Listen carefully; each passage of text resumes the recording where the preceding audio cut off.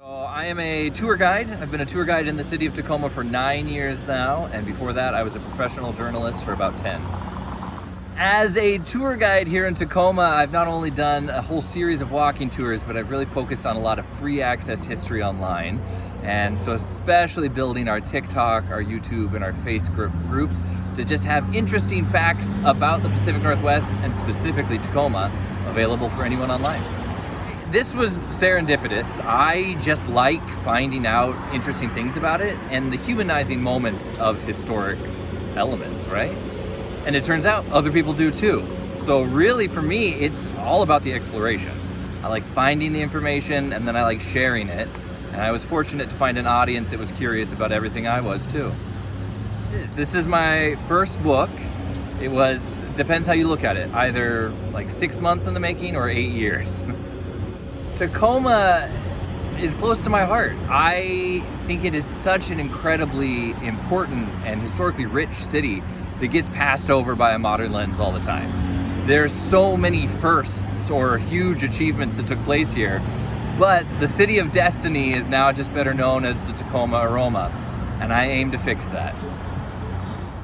Tacoma was a pioneer as a western frontier town, as a port town, as a center for enterprise, and a lot of big things took place here and then went on to actually be even bigger.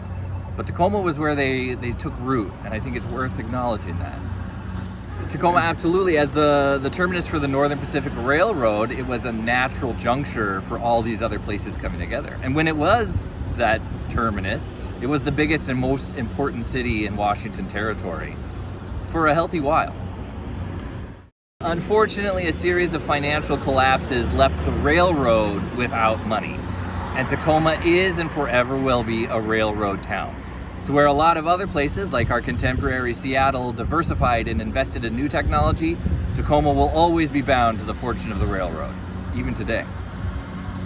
The book had the potential to be manuals, but what I wanted was something that was an easily accessible roadmap to Tacoma.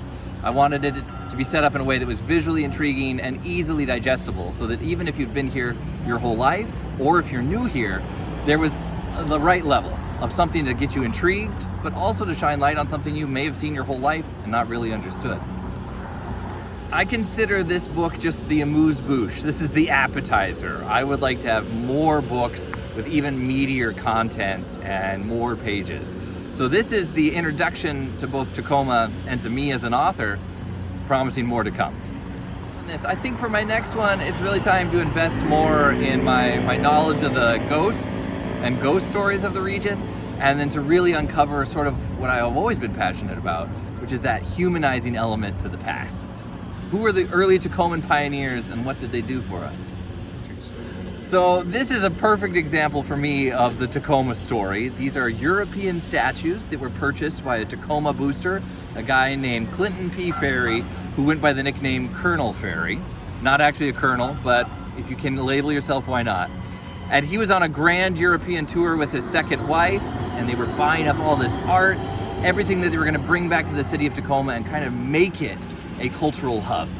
He saw Tacoma as not just a frontier town, but as a city that had a lot of metropolitan potential. He ends up giving the entire collection away, starting the first museum and a lot of the first parks here in Tacoma, after he found his wife messing around with her French shooter. So his loss, Tacoma's gain.